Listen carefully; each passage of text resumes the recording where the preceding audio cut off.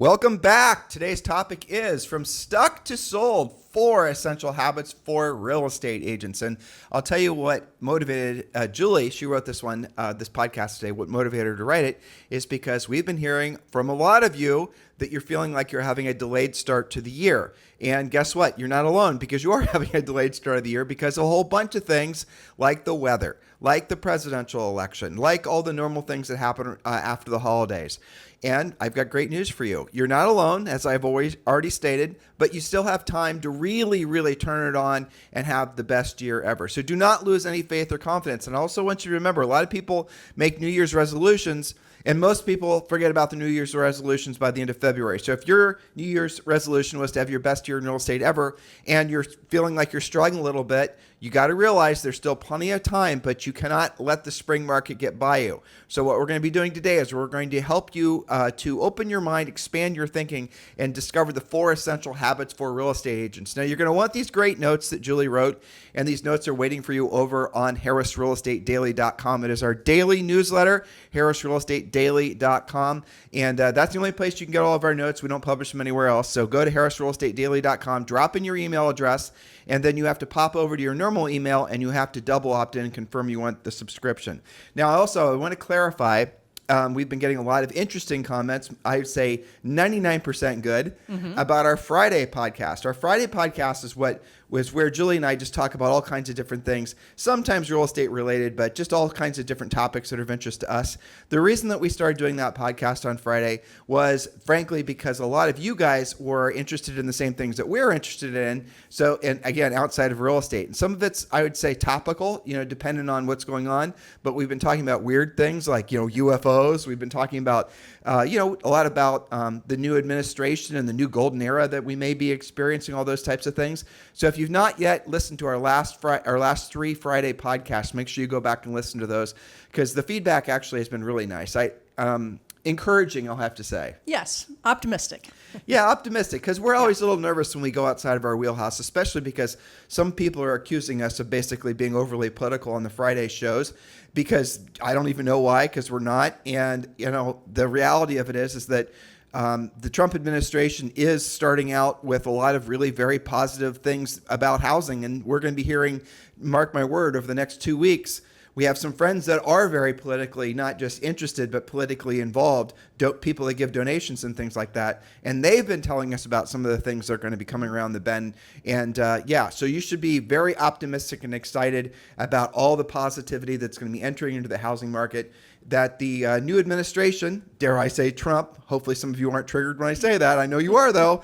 But the new administration is going to be introducing across the country. It's an incredibly exciting time to be in real estate. So do go back and listen to our past Friday shows. Yes, that's right. A lot of what we've been talking about are simply current events, but particularly to your point about real estate, and probably 99% of our listeners are real estate professionals on some level. So for me, I feel like all of you listening really are obligated to know what's happening as your personal market, your town, your city changes. You've got to be involved with that, because knowledge equals confidence and ignorance equals fear. So you better have the knowledge and the confidence. Whether you agree with what's happening or not, it's still happening, and you should be knowledgeable about it. Well, there's nobody. Julie and I looked around and just to try to see what else was out there that was kind of combining our level of understanding about the real estate industry and some of these things that are coming out about housing, and we've not been able to find anything. There's nobody that's really knowledgeable about both real estate that can translate what's happening with some of these, the ramifications of some of these housing things that are going to be happening as far as new construction in particular. The pundits, the normal news media outlets, what they're really doing is trying to figure out how to explain it, whereas we and you, dear listener, can understand it from a multidimensional perspective. And so that's what our Friday show is about when we're dissecting some of these different topics. Because again, as Julie just said, we're wanting you guys to have an unfair advantage in your marketplaces and truly know how to make the most out of some of these amazing things that are going to be coming your way. Yes, and speaking of unfair advantages, we're talking about 4 essential habits for all of you real estate agents and brokers. Today, as Tim said, we're going to equip you with practical strategies to maximize your productivity, enhance your client relationships, and achieve all of your goals in your real estate practice. Following these routines will create an accumulation effect, ultimately getting to your goals faster than you otherwise would have. And you all know, as a real estate agent, your success does hinge on your skills and your expertise, but especially on the daily habits and the routines that you cultivate. So we're going to explore four essential daily routines that can elevate your performance. It's going to drive your growth. It'll position you for long-term success in your personal market. So this is going to break down into several things, from establishing a morning routine. We're going to talk about that. That sets the tone for your success, to nurturing client connections. Each routine is designed to help you optimize your time, leverage your strengths, and unlock your full potential. And 100% of you can follow these. None of this is going to cost you any money, but it will cost you some time, and it's going to create some strategies and habits that will move you faster. Again, talking about the accumulation effect, it's not that you're going to all of a sudden wake up one day and, I wish it happened this way. Miraculously, you've got 10 listings and you got 5 buyers in contract, and there you go. No, it happens every day, every hour of your day, with the effort that you either put in or don't put in. This would be a good time to remind all of them that when you join Premier Coaching, there is a plan that's waiting for you. There's actually 2 different action plans.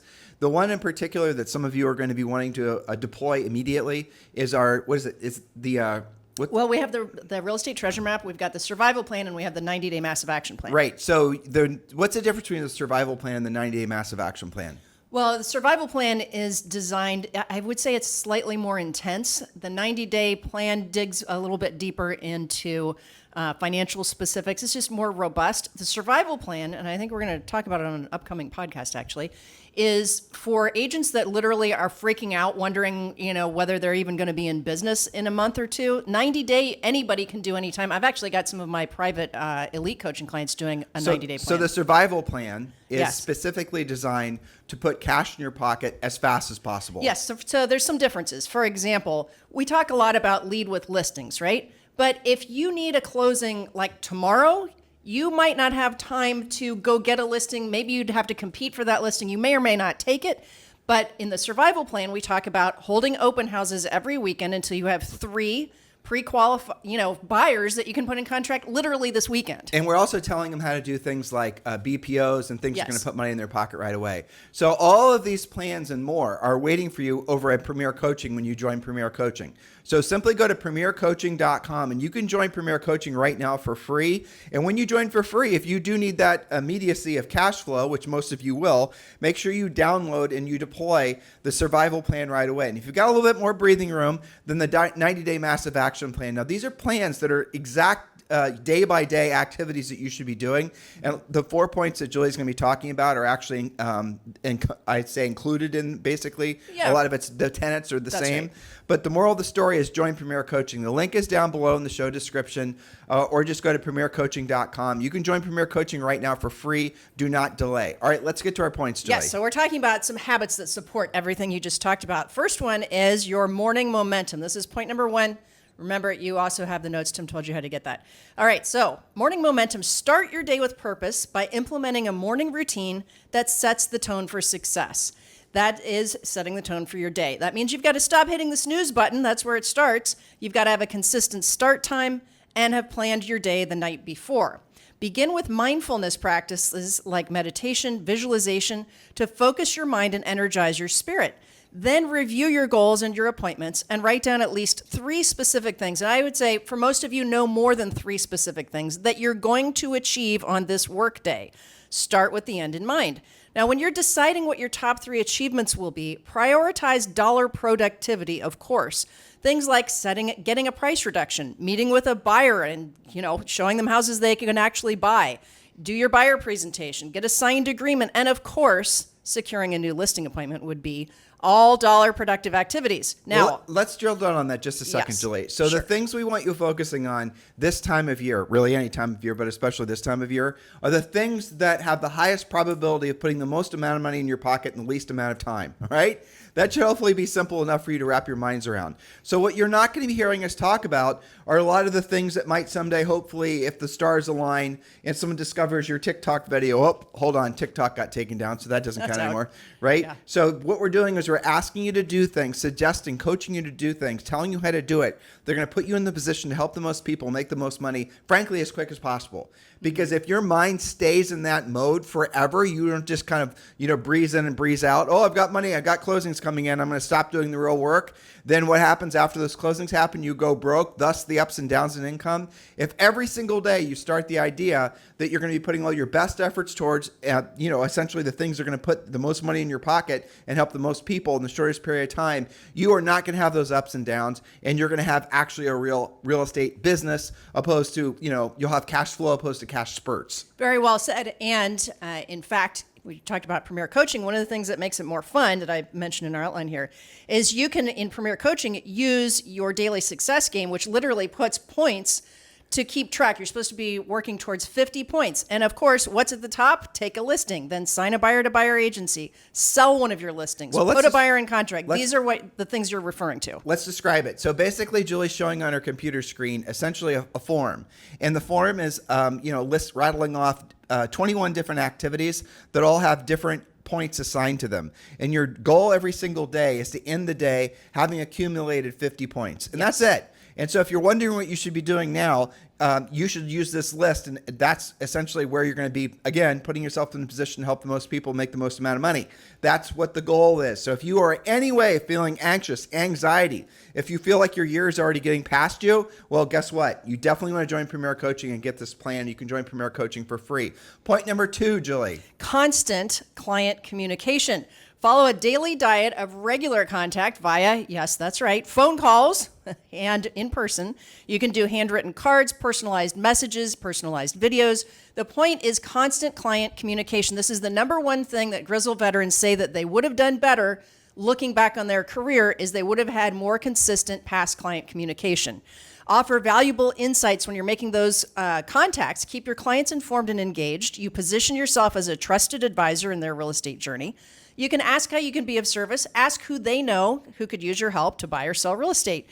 You can also offer a free updated comparable market analysis for some of them, or a guide to investing in your market if that's in your wheelhouse. I'm going to put, did you have something in here? Nope. I'm going to put something at a subsequent point for Julie's second point. You definitely want to have the highest level of lead follow-up that you've ever experienced before. It's in there. Okay, it is in there. Which point is it part of? It's probably part of proactive lead generation, but we can talk about it now. We'll call it point 2.5. It's okay. So we're going to call this. It's in our book. We talk about this in Harris Rule and obviously a lot of coaching. If you want the simplest way to essentially increase client contact and cash flow the fastest, it's furiously fast lead follow-up. The art and science of furiously fast lead follow-up is simply not being respected, let alone taught in the real estate world nowadays, because everyone is taught to generate leads digitally. Everyone's taught to have the buyer or the seller call you through your marketing and branding. Everyone's then taught to put them in a elaborate drip campaign where you're going to send them all these cute videos of you and your cat. And if some of those videos are pretty good, I have to admit. Some of them are fun. But that aside, you're going to be doing all of this, passive stuff. Nowhere are you actually calling anyone to pre-qualify. Oh, but you get to see how many of your emails they opened up. Oh, you get to watch to see on the, dashboard how many minutes of your cat video they actually watched. That's not what we're talking about. And you should know by now that anything that's going to put any amount of time or, emotional space between you and that prospect, the greater, frankly, they're not going to do business with you. The person that's going to get the deal, the person that's going to get that client isn't the person with the best marketing and branding guys. It's the person that gets to that lead the fastest and pre-qualifies them. And there's been droves of studies that the marketing and branding people will never want you to know that the person that the most sellers and buyers will work with is the first realtor that they meet with, that they talk to.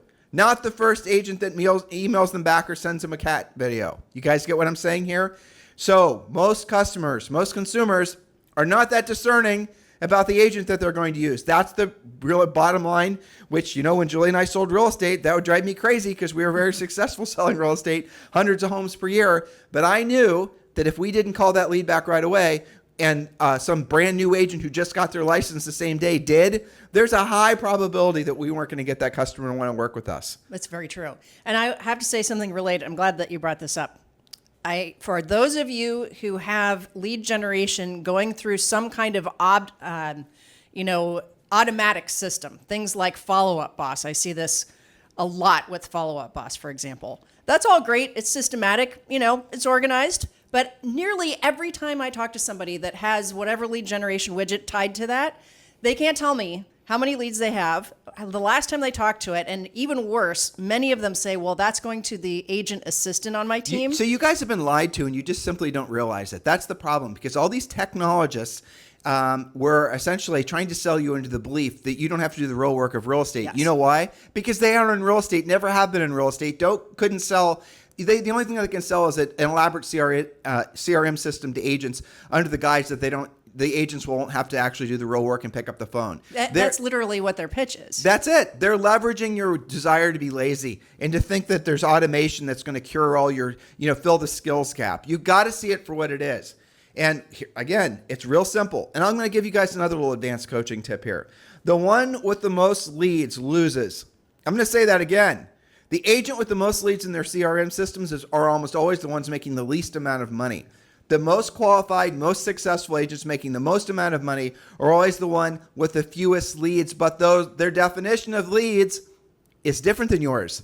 A Harris definition of a lead is someone who's been fully pre-qualified, who you know what their time frame is. You know what their motivation is, certainly. You know what their financial wherewithal is. You know all the things that you learn in Premier Coaching when you're pre-qualifying someone. That's a lead.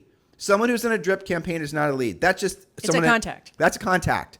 You guys are confusing and being confused, again, being lied to, just to stop, parsing our words, just being honest. You're being lied to that people with drip campaigns and whatnot are leads. They're not. They're just contacts. If you do have a bunch of leads in a CRM, here's what I'm going to challenge you to do. And this is going to take some nerve because it's going to make you queasy when you have this experience. I want you to call all the people. Call. You don't have the phone numbers? Okay, well, that's a problem. So if you do have the phone numbers, call all the people in your CRM, use our pre-qualification script, and start pre-qualifying them. And you're going to discover probably 50 to 60% of them aren't motivated at all. Okay, that's just the way it is. They're just, for whatever reason, they ended up in your CRM. You probably bought the lead thinking that it was going to transact, and of course it's not. Okay, then I would say probably, let's say that's 50%. Another 25% are working with another agent, and they would have worked with you, but you didn't call them. You put them in a drip campaign. And what you don't realize is that same, potential client of yours was in 5 other drip campaigns. And the agent that they decide to work with is the one they met in an open house. Right. That's how it works. If you guys have been in the business for more than a heartbeat, you know what I'm telling you is the truth. Okay? And the rest of them are going to be people that would work with you if you called them up and you actually pre-qualified them. And those are the ones you can turn into transactions. But you have to call them. You have to have some sales skills. Boo hiss, I know. You have to ask them questions, use our scripts, use our pre-qualifying scripts, and then you'll soon discover that if you have 100 leads in your CRM, there's maybe, if you're lucky, 10 good ones, but the 90 crappy ones are hiding the 10 good ones, and you're treating them all the same, and those 10 good ones, let alone, and those 90, marginal ones, none of them are going to do business with you. Some of them don't even know who you are. That's the reason that you guys have these big CRM campaigns, and you're essentially, I have so many people in my system. My system's going to generate this many leads. I'm going to sell this many houses this way. If you've been in the business for more than, a year and you've fallen prey to this kind of malarkey, you have now and should be experiencing what I'm unfortunately trying to pass along to you, that nothing will ever replace the power of picking up the phone and using a pre-qualification script and actually doing the real work of real estate. Anybody who's successful long-term in this business has the fewest number of actual leads, because to be a lead with a really top drawer agent, they know they pre-qualified them and they know the statistics I just told them are true. And anytime Julie and I speak at an event or speak to an agent, and if we end up speaking to you and I ask you the question, how many leads you have, and you tell me you have, a ton of leads, I immediately know that you're not pre-qualifying. And I immediately know you're probably also buying a bunch of marginal leads. And the company you're buying them from is telling you to put them in a drip campaign and just, mature them to the point where one day the ripe apple's going to fall off the tree right into your plate. Yeah, well, and it is exactly why they buy that, because and you and I went to a seminar one time, and I think both of us got up and left when they started doing this, where the company that was trying to sell their CRM said, because they actually said because the conversion ratio is so low, it's like 1 or 2%, that means that you must have thousands of people in your CRM for that 1% to work out, because Exactly. they couldn't tell you who that one person was, right? Well, let's even go even farther on that. Yeah. I'm going to tell you guys 2 actual stories that Julie and I have experienced. There was one of the largest CRMs in the real estate world, one of the founders and owners, who was not a real estate. His mom had been a realtor, and he'd started the CRM company. Everyone would know the name if I told you the name. So he's on our podcast, and I'm having this nice conversation with him. It's just me and him on the podcast. And then I get around, but I'd already done my homework, and I knew that long-term lead follow-up is mostly an enormous waste of time. And I knew that. I had the statistics for that. But I didn't, he was my guest. I didn't want to persecute him or embarrass him. So we were having this conversation about 45 minutes of the podcast. I asked him about I said something along the lines of, well, you have optics on, millions of different agents, CRMs, and you see what's happening to these leads, and you must see essentially with the life cycle of all the things, right? As I was kind of boosting him up, making him say, trying to have him be braggadocious about his amazing CRM and how he has God's eye view on everything. To which he then said, yes, that's right, we do. And then I said, well, what percent of the leads that are in an agent's CRM for more than a week, or maybe even said a month, actually mature into be a viable business? And he said basically none. In other words, one of the largest CRM companies in the real estate world knew that long-term lead follow-up is a bunch of crap. But how is it sold to you? As long-term lead follow-up is what's going to win the game. I just told you the truth. The agent with the fewest number of leads is the agent that wins the war. Now I'm going to tell you guys another little elegant lie. And this will make you mad, some of you. But that's okay. I'd rather have you be mad than, fail, frankly. Because Julie, there's a new statistic out for last year. Julie, what percent of agents in the United States didn't even sell a single home in 2024? 74%. It's horrible. 74%. Not even one home. 74% of the thousands of you listening right now statistically did not sell a single house last year. And it's because you believed the crap and because you did the wrong things. That is really the bottom line. All right, so here's another conversation. I've had this conversation 2 or 3 times. Matter of fact, this is something that really got, frankly, Julie and I in trouble when we were doing an event in Hawaii. So there was this brokerage that we were doing, and the way they recruited agents is basically saying how they had the world's best marketing for for agents that wanted to go after sellers. And this brokerage in particular spent ungodly amounts of money on marketing and branding and all this, and trying to make it so that they're seen as a luxury brand. And I think they were successful at that. But there's a statistic out there, and there's a fact out there that I think will raise a lot of eyebrows. And again, you're not going to hear this anyplace else but from Julie and I. So here is the question I have for you, dear listener. Does a house for sale, once it's in the MLS, once it's listed for sale, exposure can be ads, exposure can be social media, more exposure, right? Does it decrease the days in the market? Does it increase the list sell price ratio? In other words, does the seller have a more positive outcome with more exposure? All of you are going to say, yes, of course. More exposure means the house sells faster. More exposure. No, it doesn't. There's no provable benefit to the seller with more exposure. Did you even know that? Anyone who's been in the business for a while, who's listed real estate, knows what I just said is true. And so why is all the marketing, branding, and advertising out there? It's to seduce, to woo over sellers, but also agents that don't know any better, that marketing and branding and advertising, what it actually is all about. And frankly, a lot of money, billions of dollars, conceivably, is wasted every year on the myth that more exposure results in a more positive outcome for a seller. There's never been I had this happen recently. Somebody was actually posting something very similar to this. I'll tell you, where I was inside VXP Realty's workplace, one of their workplace groups. And somebody tagged me and asked me to comment on it because they obviously knew our coaching and what we had to say. And I very respectfully said what I knew to be true.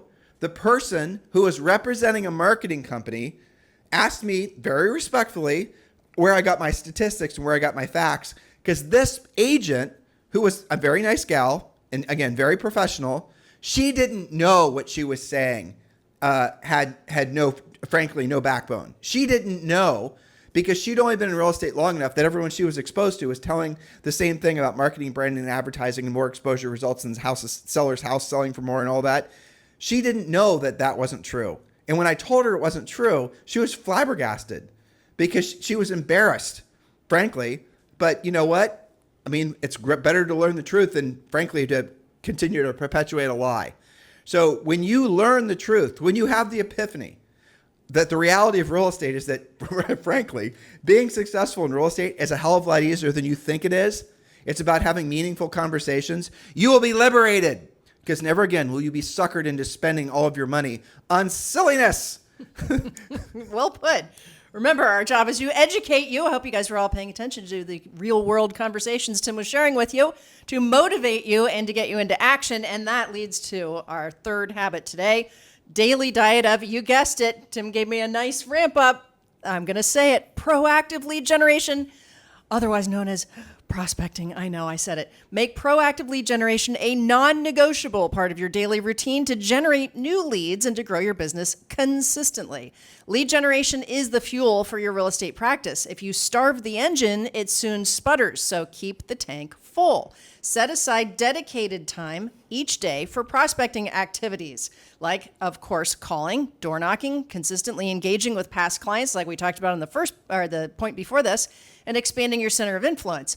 The minimum number of daily contacts should match the amount of deals that you want to do this year. So, for example, especially with the average commission being what it is, let's say that you want to do a consistent a deal a month, right? Now, a lot of you guys are saying, hey, I've closed 3 in a month before. But we're talking about consistent cash flow. So that's 12 deals. You got to make at least 12 contacts every day. Using the daily success game that you get in Premier Coaching, where it shows you what type of contacts will yield you the fastest results, you might only have to make 5 or 10 contacts, but you're going to start with the number that equals the number of deals, right? So how in the world are you going to make 12 real world contacts? Well, there's at least 12 expireds. You could do nothing but expireds, but the daily success game allows you to mix and match who you're talking to. I'm thinking of our friend Chris Leon in Chicago right now. Yes. And I know in Chicago, the weather's awful. Long, cold, nasty, horrible winter. I mean, it's snowing in like South Florida. I don't even know what the hell's going on in the country right now. I know. You know, it was a little bit chilly here in Puerto Rico, like a little bit. Anyway, so I'm thinking about... It's no degrees there. I'm thinking about Chris. And Chris, I know you listen to the show every day, and I know you'll appreciate us using your name, okay? So Julie told me that you're having some struggles and some confusion about this time of year, and that it's harder this year for you to build momentum than you felt like it's been in the past. Okay, you're one of the reasons that we were motivated to today's show. By the way, that conversation Julie and I had. So A, that's how it goes. Suck it up, Buttercup. That's really the bottom line. B, don't quit. Don't quit yourself. You have to. When it's hard, you have to work harder.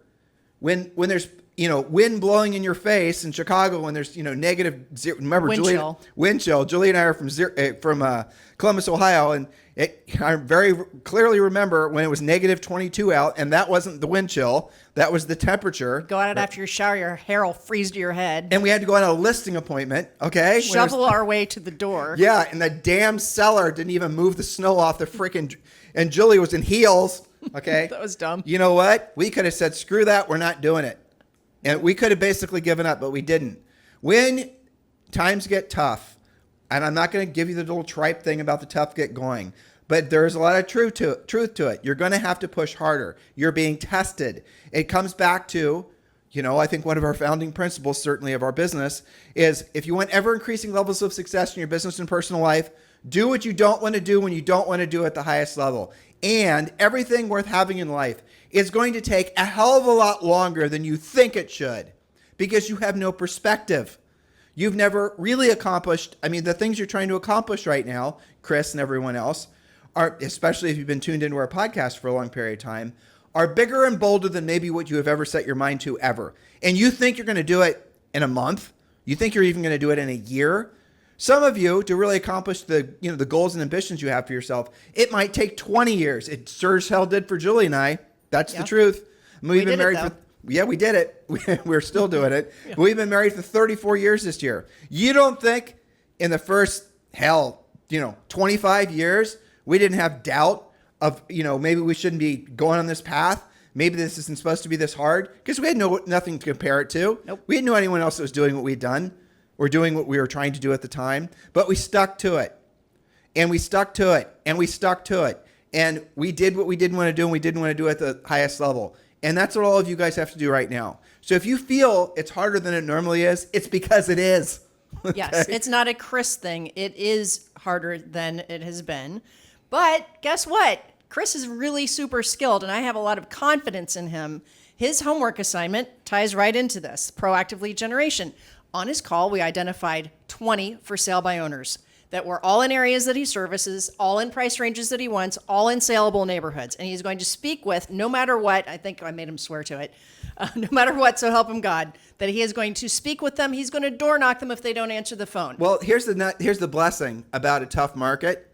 If you have fortitude to stick to it and you don't back down, and your normal competition, let's say, is 20 agents that are really putting in effort, and the times get tough, the interest rates are not where you want them to be, the lack of inventory, the weather sucks, all these other things, you're going to be the only agent left standing, and you're going to have fewer agents to compete against. That's right. And this is, real estate is without a doubt, doing what y'all do is without a doubt, one of the, if not the most competitive things, I think, honestly, outside of even being a professional athlete, that you can ever experience. You've chosen a very lucrative, potentially lucrative career that has no ceiling. You can earn as much money as you set your mind to, but it's also incredibly competitive because a lot of other people are trying to do the same thing. Mm-hmm. But when times get tough, when things seem harder than they should be, you need to smile.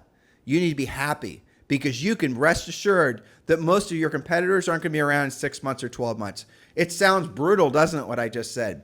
But it's true. Because remember, 74% of all agents didn't even sell a single house last year. I want you to keep those things in mind. If you're the one that's feeling like the winds are blowing at your face and it's been a long time since things have felt easy, it will feel easy as long as you continue to build momentum every day. You're going to have to earn the right to be at cruising altitude. And Chris, I know what you mean. I know you know what we mean by that. It's the plane taking off analogy, right? For the rest of you, get involved in Premier Coaching.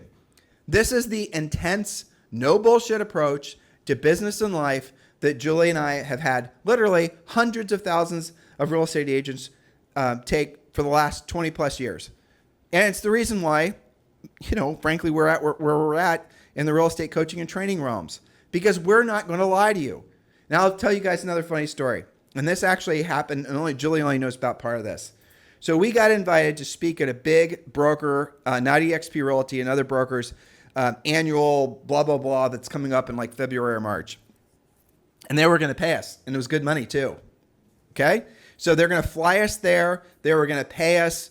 And then, the person that was the booker for the event only knew us because they knew that we were, air quoting here, big names in real estate. And that's what they were trying to get. A whole bunch of people that were recognizable names, because then they were going to sell tickets to the agents in this brokerage to attend. And if I remember correctly, the brokerage had maybe 7,000 or 10,000. I don't remember how many agents. But in any event, these events typically would have, 3,000 or 4,000 agents show up according to the booker. All right, cool. Sounds good. Julie and I are all in.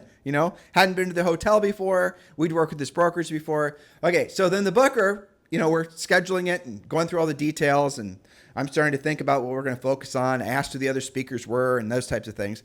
And then she said, well, here are the event sponsors, and we would like you to be supportive of the event sponsors. Okay? Now, the rest of the story. That happens all the damn time. What will happen is you'll get paid to speak at an event, and the event sponsors, who are, indirectly paying for you to be up there, they're going to want you to say nice things about them. That's just how it goes. So if you've ever wondered why in the back of a room are all these big event sponsors, and why the speaker or the presenter is so enthusiastic about those particular products, your suspicions were always correct. They're getting paid to say it, right? Now, Julie and I won't do that. We never have done that. Ever done that. So here's the deal. Here are the event sponsors. And I'm thinking, oh my, this gal has never listened to our podcast. She doesn't know what she's signing herself up for, right? There are all the marketing and the branding company. There is some company that, helps you to, just all the things. And okay, there's a place for those things, but I'm sure as hell not going to stand up in front of a group of agents, and I'm not going to lie to them and tell them that I thought those things were the most important thing in real estate, which is exactly what they're insisting that we say. Okay? We wouldn't do it. And I didn't want to be rude or disrespectful. And frankly, I would have loved the opportunity to actually be in front of that group and tell them what we know to be true, because that would have been been a good experience that we could have told you guys about on the podcast. Right. But instead, what I did is I sent this Booker gal a few of our podcasts, and I wanted her to know what she was signing herself up for, because I didn't want her to get in trouble or get fired for, having some, Tim and Julie show up and all of a sudden they're saying things that makes the event sponsors pissed off. And then she shared the podcast with one of the event sponsors, and the event sponsor immediately didn't want us to be invited.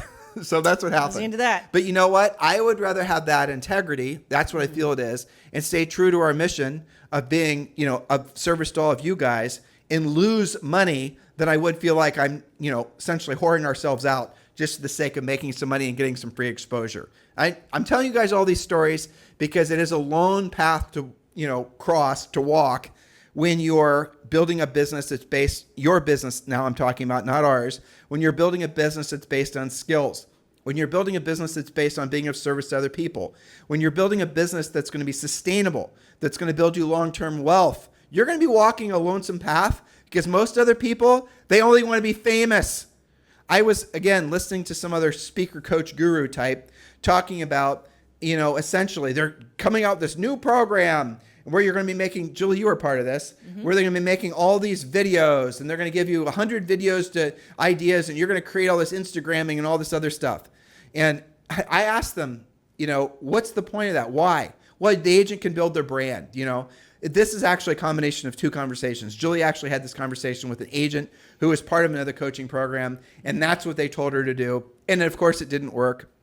So when you guys are getting hammered with all of this Mickey Mouse in the spring, and somebody with a very compelling pitch tells you, well, you want to do this, you want to do the other thing, you say, well, why? What's the purpose? And if they say branding, it's bullshit. Okay? You don't have to do any of that. Because you're going to get all the brand you want when you actually are successful at selling real estate. You want really killer branding? Be a listing agent. We teach you how to do that in Premier Coaching. We can show you how to bypass all of that and build an immediately profitable business. That's what it's about. Your best branding is your sold sign. 100%. Okay. You guys want some more facts? Let's share them. Let's give them some more facts. Are we ever going to get to your fourth point? I don't know. We'll see. All right. So here's some more interesting facts for all you guys. All right. Julie's going to correct me on these numbers because when I say this, I almost always get it wrong. You know what I'm going to say? The whole thing about where actual business comes from. Exactly. Yeah. You read my mind. All right. So marketing and branding. No one's going to call you unless they know what your marketing and branding is. Have you heard that message before? Be the mayor of your town. Yeah, oh my gosh. The mayor of your freaking town. Yep. Yeah. You've heard it. Yuck. All right. So here's some simple facts for you. And if I get my numbers wrong, tell me, okay? I will. Something like, if I remember correctly, if I'll give the analogy or the story. So you now have to hire a roofer to fix the roof on your house. And you don't know, and you're going to, this is a roof leak. It needs to be fixed. It needs to be fixed right away. No fooling around. What are you going to do to find a roofer? What's the first thing you're going to do? You are going to perhaps use a roofer you've used in the past. You're going to go to your cell phone. You're going to look up the roofer's name. You're going to text him, call him, and you're going to get that roofer out to fix the roof. Right? Now, if you don't know a roofer, and by the way, that's how most people choose their real estate agent. Who do I already know? Who they already know. Okay? Now, if you don't know a roofer, dear listener, what's the next thing you're going to do? You're going to ask a trusted friend or advisor. Isn't that what you do? That's not what everyone does. You're going to ask your neighbors. You're going to text somebody that, you can, frankly, you trust. Maybe they're in the real estate business. Maybe they're a different, in the trades somehow. And you're going to say, I've got a roof leak. Who do you know? And then they're going to send you some, suggestions on who you might use. And then, and only then, if you don't know somebody, if all of the people that you would normally contact, asking for a suggestion, if they don't know somebody, then you might respond to an ad. So that's a single digit %. That's where it goes. So Julie and I have seen these results of these studies. I actually read all this. I was doing research for a different podcast, and I was on the NAR. They do a survey every year where they pull out all the facts, right?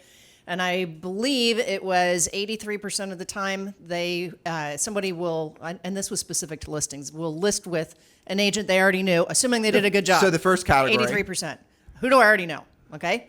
That might have been the agent that sold them the house. Who do I already know? And remember, don't be dissuaded by that fact, because most of the sellers that we're going to teach you guys to chase, the agents that they bought the house with, that you would assume they already knew, is no longer in the business or did a really crappy job of following up with them. So your number one historic competitor is going to be the agent that they already had the working relationship with, but that agent has essentially ruled themselves out, maybe even gotten out of the business. Now, to your point, there's a secondary very important point about that little fact, which is all of you, almost all of you, some of you are freshly licensed, but most of you listening have past clients.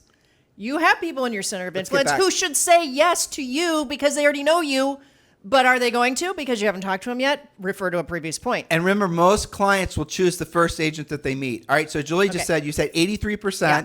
Take themselves. So 83% of the time, the roofer you hire is the roofer you used before. Know. Do you remember the other two numbers? 9% of the time, I'm going to get a referral from my neighbor, trusted friend or advisor. You know, a mom at school. I'm going to say, hey, who do you know? I got this roof leak. Who do you use for your roofing, right? And it's so. What is that? 83 plus 9, 92% of the time, the decision's made one or the other way. That's what I remember too. So that means that only 8% of the time does somebody respond to marketing, advertising, branding, etc. And remember, when somebody does that, they're only doing it because they don't have a referral and they don't know somebody. So they're probably not only, that doesn't mean they're calling on your branding. They're probably calling on 3 different postcards or whatever. Those are the people that are calling, you know, if you guys ever been on a listing appointment where the seller is speaking to 3 different agents, it's probably because they got a postcard from one and maybe one. You guys get the point? Those are usually not the greatest the ads, the leads you get from ads. They're not connected to you in any way. But the moral of the story is, if you look at the amount of money, billions of dollars perhaps, that's spent on marketing and branding and paid lead generation, all the rest of it, and you look statistically at the TAM, the total addressable market, it's essentially what Julie just said it, 8%. So if you have a choice between spending your time with an 8% probability that costs you all of your profit, by the way, to buy these leads through advertising and marketing, or you know you can essentially get your business effectively for free by focusing on the 2 primary categories, which we already know statistically is where most of the business comes from anyway. Yep. Why would you spend so much time on the thing that has the most competition, the marketing, the advertising? And also costs you. And is the most sketch. Try to get one of these marketing and branding people to commit. Okay, Bob, if I do this big marketing and branding campaign, can you please tell me exactly what's going to happen and how soon it's going to happen? Nope.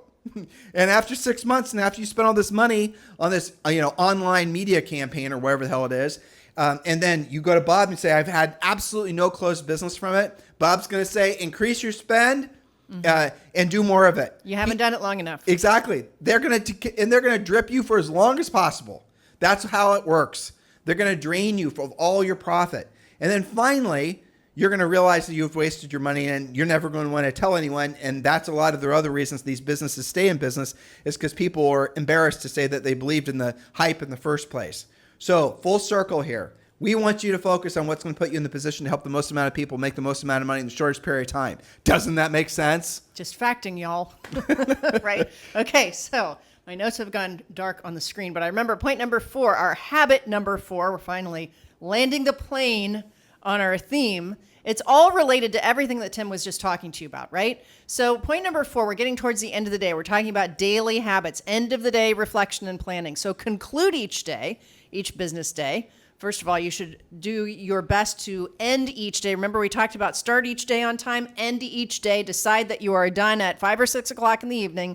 Conclude each day with reflection to evaluate your progress and identify areas for improvement. What did you do really well today?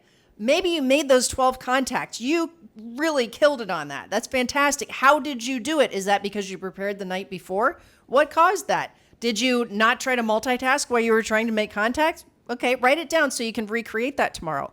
But what did you also perhaps do poorly? What got you off track?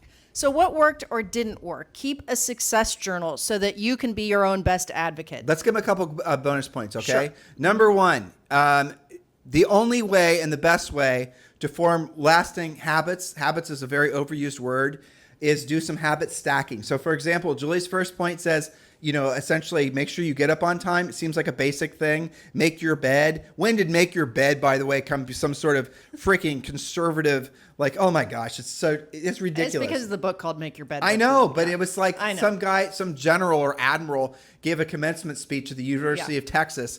And the guy was like a Navy SEAL, SEAL Team 6 and all this other stuff. And he was like, well, definitely make your bed first thing in the morning when you get out of bed. And then all of a sudden that became some sort of like subversive message to Isn't that weird? certain political. Yeah, it makes no sense. I know. But what was the point? Let's bring them full circle. Well, I mean, so the moral of the story is if you're a successful day is going to come down to probably no more than 3 to 5 things.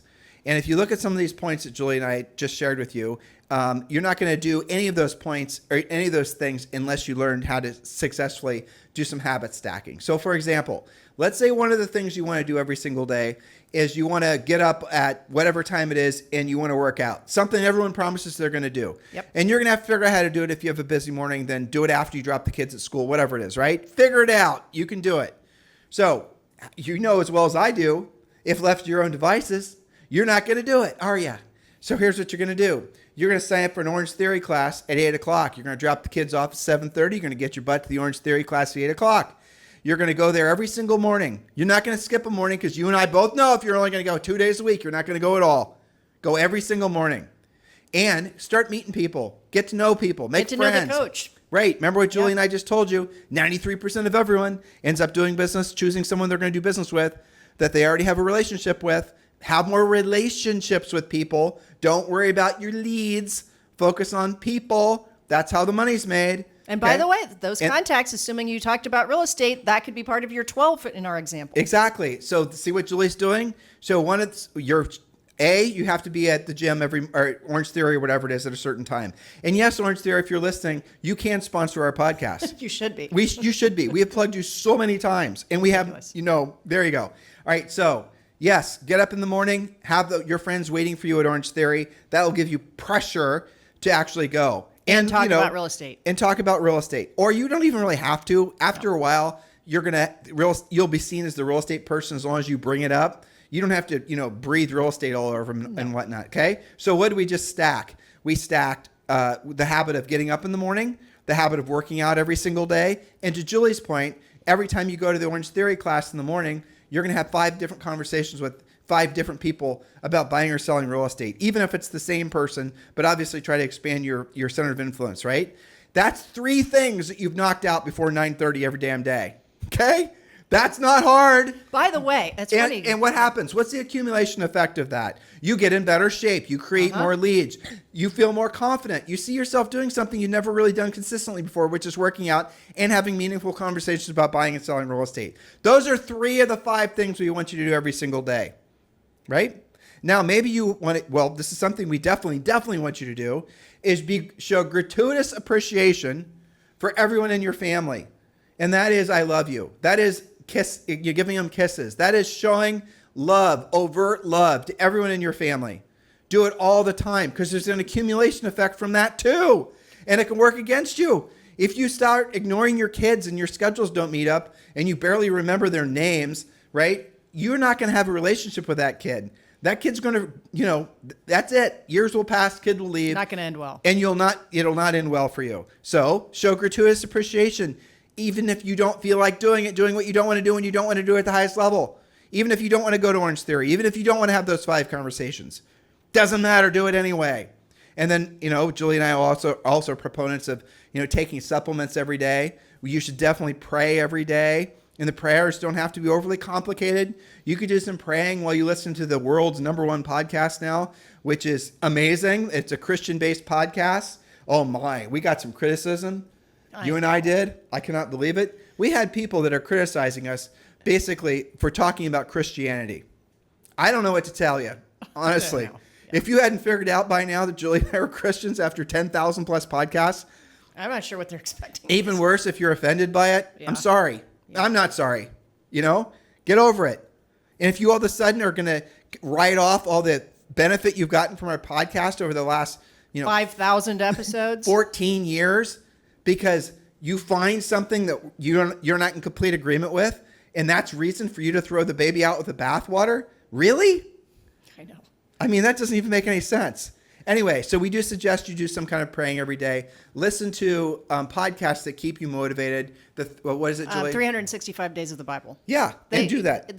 He reads a little bit every day, talks about it a little bit every day, maybe 30 minutes, and goes through chronologically from beginning to end. And listen to the first show. You don't have to start listening today. Go back and listen to the first show. That way you're listening to it in the order. That's what I'm doing. Because he's reading the Bible. Technically 9 behind. But right. Yeah. Exactly. So you guys get what we're getting at here. It's the accumulation effect of all these things. And then obviously furiously fast lead follow-up. Where you're going to run afoul of your potential is if you're not being media free. Now, we just told you to listen to some podcasts and you listen to ours too. But you got to really be careful that you're not listening to anything that's divisive, anything that's going to cause you to feel separate, or anything that's going to make you feel like you're under attack, anything that's going to trigger your fight or flight, anything that's going to trigger your ego. You got to really, really prune who you're allowing to influence you. Yeah, and if you're not sure, ask yourself how you feel after you listen to that, after you read that. Every now and then I'll be doing research for a podcast, I'm reading an article, and I'll get like 30% in, and I'll say to myself, I have gotten absolutely 0% of anything out of that. I'm just not even going to finish reading it because it doesn't even necessarily have to be negative. It just didn't have a net positive effect on me. So I'm moving on, right? When is the last time you read something or listened to something without having your filters set to kill? In other words, without assuming that the author had some sort of agenda, and we're all turning into, maybe you have skeptics. to be really careful with that. But unfortunately, that's what's necessary because a lot of the messaging has become so normalized. And I think some of this messaging that essentially, like, guys, were you paying attention? Have you been paying attention to the people out there that don't think people should own homes? Have you been paying attention to all this negative talk about how there's people going to be lifelong renters and all this other stuff? If why are they saying those things? Or how about this? People that are out there saying that buying a house is like one of the worst financial investments you can make. Oh, but by the way, buy gold, right? You can do both. You can do both, guys. You don't have to do one or the other. Or don't buy a personal home for yourself. Instead, invest in my investment thing so we can go out and buy multifamilies together. Oh, and by the way, the person telling you that owns 4 homes himself, right? And how about this one? Buying a home, owning a home is pretty much the most locked in way that people build long-term wealth as Americans. And the statistics show that essentially the net worth of, you remember this? Yes, I do. What is it? Okay, so the net worth of somebody renting, all of your assets, right? Your net worth of a renter is like $8,000 on average. Total. Then compared to a homeowner, it's like $420,000 or something now on average. So whatever that percentage is, it's vastly better to own a house. Has been proven up one side and down the other. Most of you listening do own your house, and you know this. But there are people out there saying that that's not something good. I heard somebody trying to convince, I think they were trying to talk to millennials that you don't want to own a house because that means that you're anchored to some place. You want to be a renter forever because that gives you mobility. What? Like, you can like Zoom and stuff, right? Anyway. So Julie, do you remember the whole, the sharing economy where everyone's going to start sharing everything? I know. I mean, that's when you're supposed to rent your vacation home, which that did turn out to be a good idea. Yeah. And then there's of course, Uber Ride and all share, that. Yeah. But there was all these startups that you're going to like share a pet. I know. Well, okay. Do you remember that one? Since you went down this path, and don't ask me the exact name, but you'll remember this because we studied this. Ladies that were sharing purses and dresses. I know, and outfits and things. Ugh. Okay, but strangers. Did you know that the original settlers to this country, okay, this is like a little bit before the successful pilgrims came, there was a movement that was exactly that, okay? So we're all going to, you're going to be in charge of farming corn. Your history's actually off. It was the pilgrims. But not the successful ones. These ones there was the original pilgrims, and I know this history because my relatives on my mom's side came to the United States in 1634. Okay, if you guys are in Massachusetts, original. If you're in Massachusetts on my mom's side, I'm from the Tufts family, Tufts, as in Tufts University. And no, I did not get a scholarship, and yes, I tried Okay. And yes, your original answer to how long you've been in real estate was Yeah, forever. exactly. Well, the oldest standing brick home in America was built by Francis Tufts, which was like my great something or another. Okay? So you were in real estate forever. Yeah, but anyway, so the original pilgrims, as it were, that came to the United States, just to clarify this in case they want to go down the... Yeah, they had a communal approach. That's right. And they were basically, I don't know how else to say it. They were essentially following this sort of Marxist, everyone should share everything and the whole thing. And what happened to those dear-hearted people? I'm pretty sure they starved to death and died of disease. They did. Because it didn't work out. It turns out that if all I do is I'm the one in charge of growing corn and I'm supposed to share it with everybody, I don't actually have any other skills to share. But it was more. Right. You and I listened to the same podcast about this. Yep. It's because old brother Bob was looking over at brother John. That's what they called each other. And brother Bob, turns out he was a bit of a lazy slob. Yep. And so brother John said, "Why the hell should I be getting up at 4 a.m. to milk the goats or whatever I'm doing?" With brother Bob sleeping in and farting and doing Bob whatever is he's always doing. a problem, right? Yeah, Bob's no, that's not true. just But kidding. you know what I'm saying. Yeah. So what happened was essentially because there weren't enough people that were willing to do what they did want to do, and they did want to do it at the highest level, and they just were reinforcing each other being lazy. They died. Yeah, the whole communal thing didn't work out. Nope. Yeah. So since we went down that path, what got us on this tangent was be careful what you put in your head. Be careful what you're believing. Be careful, what you're listening to. What you're talking about is having, for the most part, a media-free existence. Yep. We've talked before, and I think on the Friday show, maybe our original Friday show, we talked about why podcasts are so awesome is not just because we want them listening to our podcast, obviously, but because you can curate the things that go into your mind.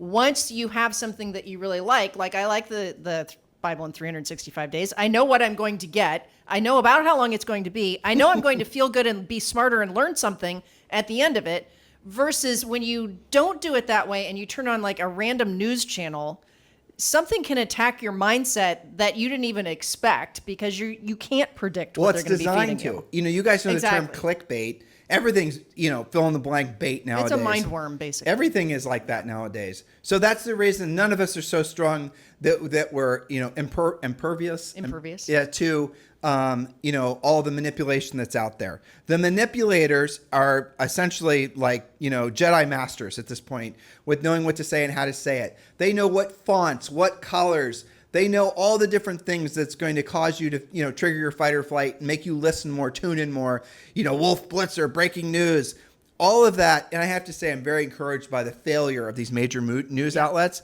because society, humans must be so fed up with that constant stream of negativity. Yeah, no one's actually said that, but clearly there's a mass rejection that's happening from mass media. Once again, proof is in the numbers. And why? And what happened? Where are people going? They're going to podcasts. They're curating their own information that they want. And there's no gatekeepers that are deciding who the people are that are going to be successful podcasters. There's no gatekeepers that are saying, Joe Rogan is going to be successful. Joe Rogan is successful because he appeals to 13 million people a day. Okay? I mean, we get on a good day between 15 and 20,000 downloads. Joe gets 13 million. I mean, think about that. People have voted with their ears. Yes. So no gatekeepers saying what Joe can or can't say. No gatekeepers saying this is, Tim and Julie, you can't, people have tried to gatekeep us forever. No, Tim and Julie, you cannot talk about, this particular thing because this big company is sponsoring our event, and obviously we want their money. We're impervious. Yeah, tell all of that. So there you go. I'm tongue-tied because I'm literally getting tired talking. It's okay. All right. So hopefully they've picked up a lot from this podcast. Our theme has been habits. So, when you talk about habits, you can go many different directions as we did. But the point is that you do have control over your time. You do have control over what you do with your day. And as such, you can actually control your results, but only when you're consistent and you've got those habits every day. Now, here's a question. How do you feel after listening to us for the last 57 minutes? How do you feel? Do you feel excited? Do you feel motivated? Do you feel encouraged? When you listen to something else, or you read something else, you got to monitor that the barometer, your emotional response. And if, as Julie mentioned, if you do feel more powerful, frankly, if you feel more in tune with your soul, if you feel like you're going to go out there and do what you don't want to do and you don't want to do it at the highest level, pour more of that into you. And if you feel the exact opposite when exposing yourself to certain things, those certain things are the very things that are keeping you from not just excelling, but just probably from even getting up on time. So hopefully this show has educated, motivated you. Now it's time for you guys to get into action. Have a fantastic day. We'll talk to you on the show tomorrow.